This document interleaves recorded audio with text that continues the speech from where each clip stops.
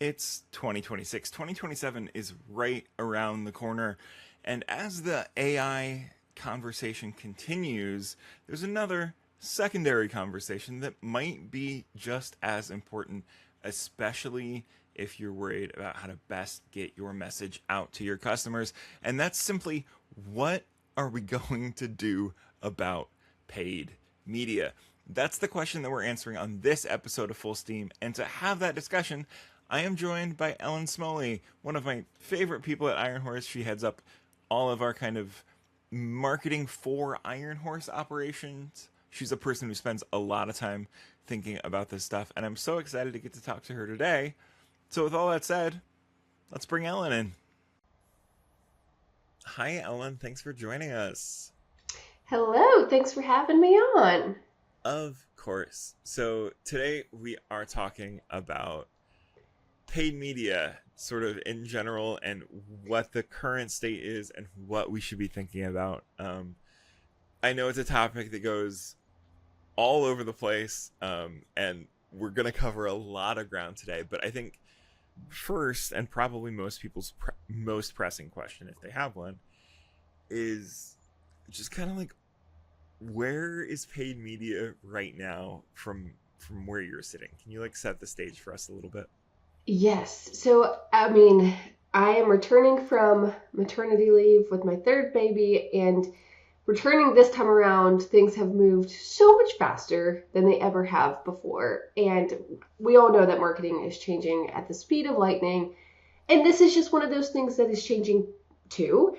So I think that if we are doing paid media the way that we were doing it 18 months ago, we are going to be left behind, and we really need to think about how we flip that script. And the channels that used to work just aren't guaranteed to work anymore. And we're living in this zero-click world.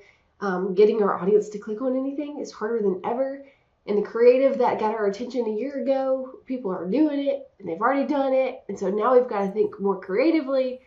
And the question is, like, if we're doing paid media, we're spending money on it, how are we changing so that we continue to see good ROI in paid media?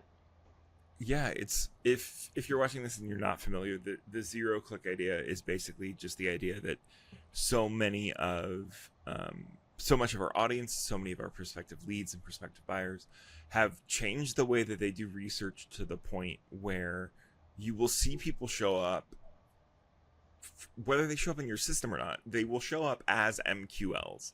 They will have done the research already. They will already have maybe even made their decision without ever doing a click on your website. There's new places, new ways for them to get information.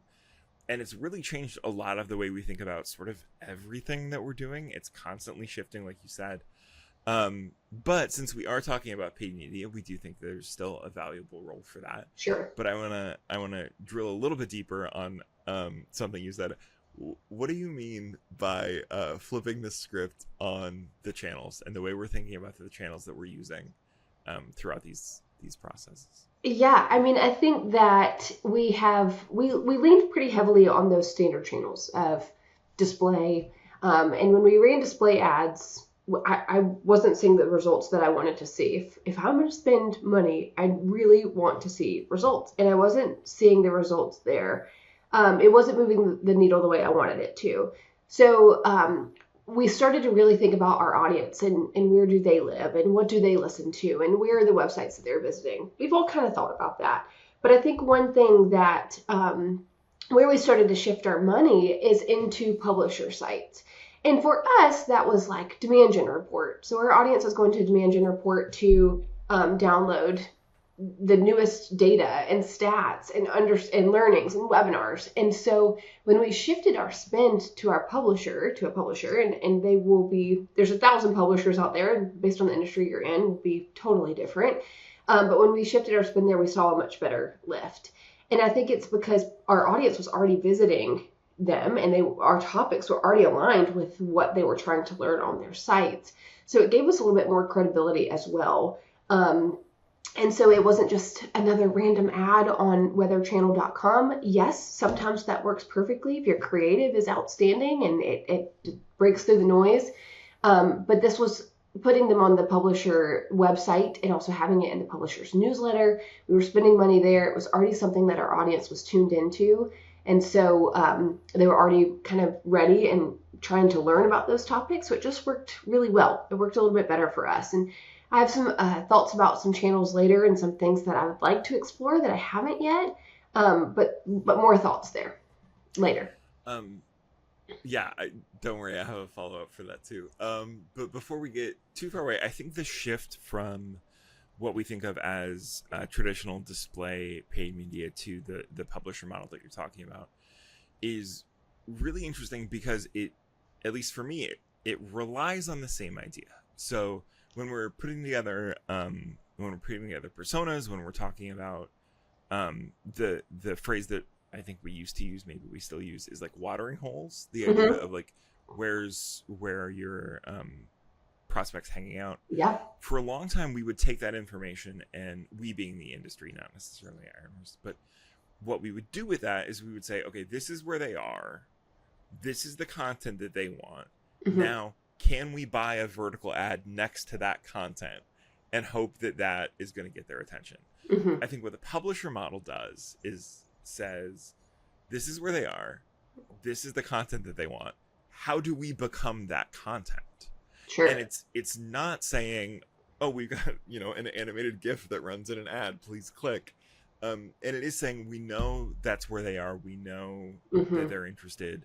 Now let's just make sure that our messaging is part of the content that they're getting when they go there.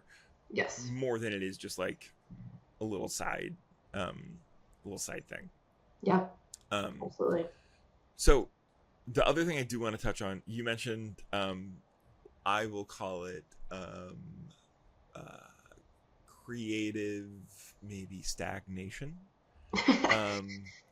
That fatigue, I think, is also a great word. But creative is a whole new problem, and I think part of that is that, like, man, digital marketing in some form has existed for more than a quarter century now. Like, we've been doing this a while. And I think creative fatigue is a big part of maybe why we're seeing some declines in ROI. So I wondered if you could just talk a little bit about what the heck you think is going on with creative in 2026. Yeah, I mean, I think sometimes we hit the easy button, and we all have, like, we need something up quickly. So, like, how do we do that? We do we know, we do what somebody else has already done, and so unfortunately, those things always don't pan out to work the greatest, because everybody's already seen it. So why are they going to click on something that looks the same as everybody else's?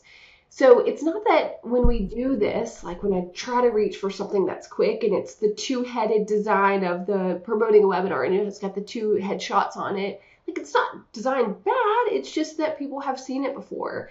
I was listening to a podcast recently where Jess Cook, she's the VP of marketing at Vector, she got a 6 times engagement lift over a standard video clip from a webinar where she created a comic strip.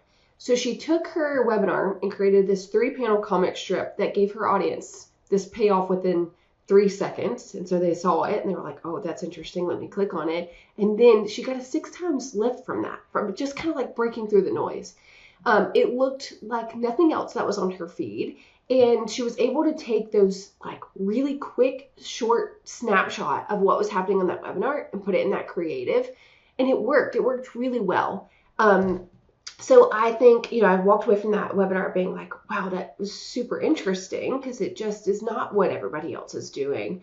And here, I think that it's crazy important to have humans in the loop. If you are using LLMs to create your graphics and some of your paid media content, I think it's really, really important to have humans in the loop here. Because what the LLMs are doing is just really looking at what has been done a lot before and then creating something similar. And that's just not working for us. So I think that it has to be distinct enough. Your creative has to be pretty distinct and able to stop the scroll. And so doing that needs to kind of break through the noise a little bit. It's one of the conversations that I think is not being had enough when we talk about AI, especially in the graphics world, having a certain style. where like, oh, all of a sudden all the like food truck posters that you see on the internet all have the same font all at the same time. And it's like, oh, that's because they're just using AI to do it. And the thing about that is that you can just tell it to use a different font. And like that's the most basic version of that human in the loop process of just not turning over your brain and your job Right. to AI, and instead continuing to leverage it as a tool that helps you do your job better. But the human does still need to be a part of that. Yeah. That's not the only thing that's changing though. And one of the things that is always part of the paid media conversation is targeting. We're paying to get media places. Targeting is kind of how we decide who we're paying to be in front of. And how has that changed over the last little bit as these other shifts have occurred? Sure. Yeah. I mean, I think before you go to spend a dime on paid media or anywhere, anything, you really have to understand and obsess over your audience. So, not understanding your audience is the number one reason for wasting money. And it's also the number one reason that sales stops trusting you when you send them a lead that's outside of your ICP. And we've heard Uzair, our CEO, talk about this a lot, is that sales always says this lead is crap, this lead is not good. And it's because you haven't put in the work to really understand your audience and try to get your salespeople the ICPs that they need. So 18 months ago, we were building an audience list with our sales CRM data, seeing poor match rates and poor ad performance. We were casting that wide net and just hoping that the messaging would land. And so it makes this even harder when you've got a precise audience that you're trying to reach and you're doing it on LinkedIn. So reaching a much smaller audience means that was harder to reach. So 18 months ago, we were like using the still data and trying to be precise about it, but not having very much success. And we started to use Clay. And with Clay, we're now able to build a much more defined list of our audience. So we can actually reach the people on the networks of where they are instead of guessing. We have a refreshed CRM that has that really good first party data set that is accurate. And we're able to use some of those inferred signals that Clay can give us. So for the first time ever, we're now able to see like some inferred signals might be a VP has changed its job, or a company adopts a new tech tool, or a company is updating their blog, and so it changes we have a company is updating their blog, and so it shows the change in a strategic focus for them. So we now can use some of these inferred signals that we weren't able to use before to be able to target better. And when we do this, we now have the ability to really stand out and talk to our audience with the exact changes that they are also seeing. Clay is also able to take business emails and waterfall and try to find the personal email addresses. So it was Ellen at Iron Horse, but now I can find and target Ellen at Gmail, where I am on Facebook and Instagram. And so client rates, and we were doing this for our client, and we were able to see that with their CRM data, we had about like a 10% match rate in Meta and in Google. But with Clay, with the refined, refreshed targeting and being able to find some of those better signals and being able to use their waterfall method for emails, the match rate jumped from 10% to 54% for one of our clients. So that was for Google, and then there was a much higher match rate on some of the other platforms. So this is now allowing us to have a better defined target account list and allowing us to do account-based marketing and channels that we haven't been able to do them in before. I love inferred signals so much because So I much. think it's such a thing of like, and a little bit back to your human in the loop concept from earlier, but it is just to me a question of like, how much do you want to do your job? Because like if you know that a company has just had a change, like you said, at maybe the VP level, right? Mm-hmm. Like there is no better time to figure out, okay, new person in, where did they just come from? Right. Can you figure out what their stack looks like? Because they got a new job, they're going to be locked into whatever their current contract is for, let's say, webinar provider, right?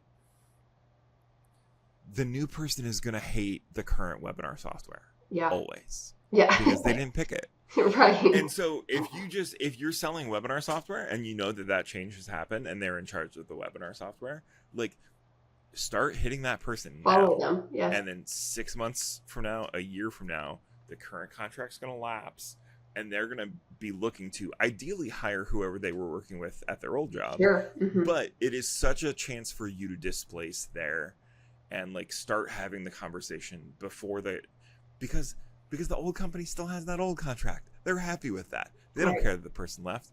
And it is just that, do you want to play 3-dimensional chess with this sales and marketing process? Inferred signals are absolutely what lets you do that. And then I love any time that like we bring new software on board or a new platform on board and like we get numbers like that you were just talking about. It's always very exciting for everybody. It is, yes.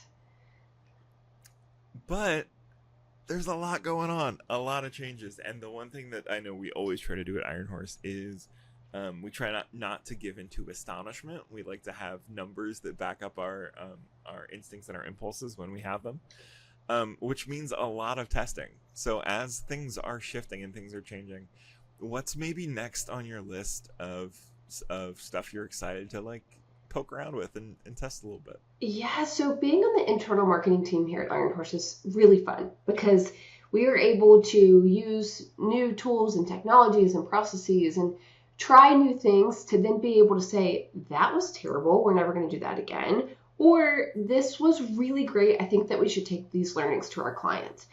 And one of those things that I'm really, really excited about testing is account-based marketing out-of-home advertising. So one play I'd like to try is to run, to look at a handful of accounts that are in a city, or even if it's a really big account, to look at a really big account in a city and put billboards and bus station ads around that corporate office or around those offices so the message is highly relevant to who's actually going to see it. And a lot of people don't want to do this because the attribution is crazy hard. Because you're putting an ad on the side of a bus station, how are you going to measure that? And I think that the answer is you might not be able to measure that, but you might be able to see the lift in that account, and that is what matters. So all of the things that you're doing, the direct mail, the out-of-home, the digital advertising, all of those things together, if that's lifting your account and you're able to get into that account and reach those buyers, then that is how you can measure how it's working. But I would say here, a couple things I've thought about as I'm like, that's the one question you're going to get is how are you going to measure this? I think that you have to go into it saying, I'm going to try this out-of-home advertising, but it's going to be a brand awareness play only. I'm not expecting this to be a direct response channel. I think that you have to have extremely simple, creative messaging. You have milliseconds to communicate your message. And a really big piece here is to make sure that people can find you. Once they see your ad, make sure it's Googleable and there are no QR codes, no complex URLs, that you're really helping them find. If they saw that ad and they're going to type in whatever that messaging was, that they can find you. And your creative matters a lot. Like I mentioned, you have like milliseconds to get somebody's attention, so you've got to make your creative stand out. And then I think another thing that I have seen work and that I'm really wanting to test is the mobile billboards. So if you know that you've got most of your audience at a particular trade show, then have a mobile billboard for a couple $1,000s and have it be parked outside of that trade show or at restaurants that your buyer is at. One personal story of how I know that this has worked in the past is I was at Forrester a couple years ago, and I was sitting in a restaurant and there was a mobile billboard parked right outside. And they park there for like 30 minutes until they're told to move, and then they move somewhere else, but they're always staying in the vicinity. So I saw it and I was like, oh, what is that company? So of course I type it into Google, and it was one advertising for Intellimize. And Intellimize is the personalization tool that is now part of Webflow. So it's now Webflow optimized. But this is genuinely how our relationship started with IntelliMize. We were using a different personalization tool, and I saw the ad for it and was like, oh, that, like, their value prop and their messaging and everything else just seems so much better than the tool that we're currently using. And we started to become a user. So it worked for me. Maybe that's why I just think that it works. But I think there's some really fun things that you can pay for that's outside of digital ads. It's people tend to forget that business people in the B2B space are still people. And like that's such a great example of like, oh, I saw a unique and interesting thing, I'm gonna go investigate, and then it turns out that like, yeah, that's how all of this is supposed to work. But the thing I love so much about the mobile billboards idea is because if we forget about what's supposed to be B2B marketing and instead just say, how are we going to market to the people that we want, and forget what we're supposed to do. Like, we know that mobile billboards work because you also see them outside of concerts. And outside of concerts, they're promoting a bar or they're promoting another concert. Sure. But like, they wouldn't be wasting money on that if it didn't work. And so it's not a buy tickets to next week's event on your phone right now, but we don't need that. What we need is exactly what you did, which is I'm interested enough to take a small action and then let the rest of your marketing stuff work after that. And like, there's so many things like that where it is just like, what if we just got over what we think B2B marketing was supposed to be and instead like steal from everywhere and use things that work. And the average consumer. Yeah, exactly. 100%.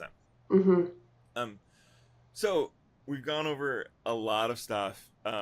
Is there anything that if somebody's listening to this and they're still maybe doing paid media a little bit the old way, is there like one thing that you want them to take away from the ground that we've covered today?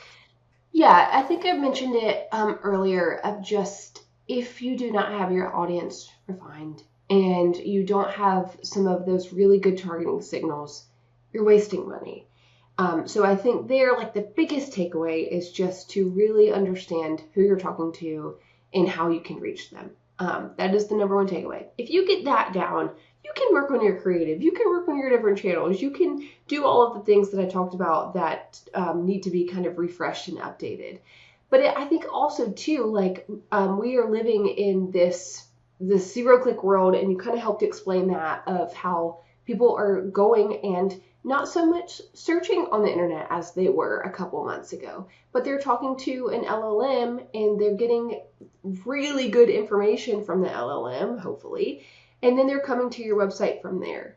So I think paid media is still very important. It is a great way to reach your audience, but perhaps some of that spend now goes into making sure that you've got a really, really good AEO strategy. And so that way, you know, if folks aren't doing what they used to do a couple months ago, and now they are searching LLMs for you and clicking through there, that you make sure that you show up there. And I don't necessarily mean through ads that way, but I mean that you've got a really good AEO strategy with your content and on your website. And so that way, if people are talking to the robots, that they're answering it the way that you want them to, and that they find you and not your competitors. So I think is my takeaway that's about paid media, but not about paid media. It's just to make sure that that's in your mix and just a really important piece of your marketing strategy.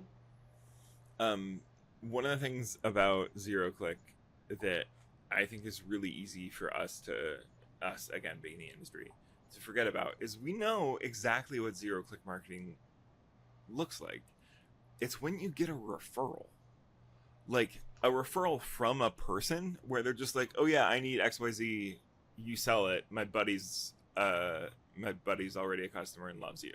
Like, that's the zero-click. And then it's go do everything else, right? The referral is just maybe coming from an LLM or from somewhere else. The thing I think where paid mediatizing can be really interesting is like if you've got a referral that's coming through the door and your sales team is about to have a conversation with this guy, like you can use paid media and hammer the rest of who you think the buying group is. So Absolutely. so when that referral person has to go have those conversations, like they've seen your logo, they're Mm-hmm. familiar with who you are. Like that's a great time then to do, if you know you have a referral in a company, that's when I would be rolling out these mobile billboards like around their office, right? It's already started. What you just want to have is when the next layer of that conversation happens internally, you want people to be familiar with the name, familiar with the logo. They don't You even do. have to do Mhm. what you did, Ellen, and like make that extra click. We just want impressions. We want mind share, Yeah. and like in Some so many air ways, cover. pay media. Exactly, pay media is Yes. such a good way to get to that. Um, Anything else that we didn't get to? I know we flew through this, but I think it was a super valuable conversation. Any other last I shots mean, about pay media? I wouldn't be a marketer if I wasn't just gonna go promote something of Yeah, our go for it. stuff. Plug. So for AEO, we have an incredible AEO workbook that we just put out. Um, I also think if you were doing paid media and your landing spot doesn't match your ad, so say that your ad and your landing page don't match each other, that is probably one place to go fix number one too. But personalization, so making sure that journey is seamless. We also have a really good personalization playbook that we are refreshing for this fall, and we will send it to those who are interested. But Iron Horse talks a lot about these topics, and there's a lot of really good channels and different strategies that you can do to build demand, to get chosen, to be seen and get discovered and get chosen. So we've got our resource center on ironhorse.io/resources where you can go find a lot more really good material. I'm usually the one who has to do those, and you're handling it like a pro. Ellen, thank you so much for your time, and hopefully we'll get you back here on Full Steam again soon. Sounds great. Thanks for having me. There you go. I hope you enjoyed that conversation as much as I did. It's always good to get a look at what's happening in paid media from the people who are out there doing it. Until next time, if you want to learn more about us, like Ellen said, you can visit us at ironhorse.io. Go ahead and hit like and subscribe wherever you're watching this. If it's on our website, go to YouTube, search for it, then hit like and subscribe. It's helpful. But until then, I'm Alex Jonathan Brown for Iron Horse, helping you get out there, get discovered, and get chosen. Thanks.